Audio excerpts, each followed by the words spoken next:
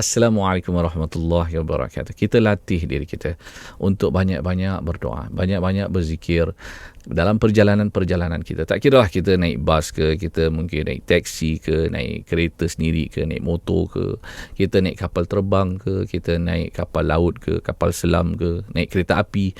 Jalan kaki pun kita banyak berzikir, banyak berdoa, banyak mohon pertolongan Allah Subhanahu Wa Taala. Allah tak tolak doa-doa orang musafir ni. Melainkan kita nak pergi tempat maksiat lah.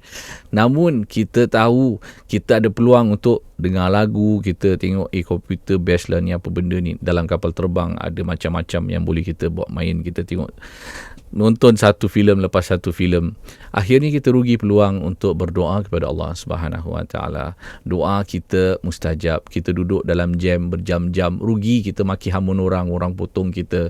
Kita rebut peluang untuk berzikir, berdoa kepada Allah Subhanahu Wa Taala. Terkabul doa-doa kita.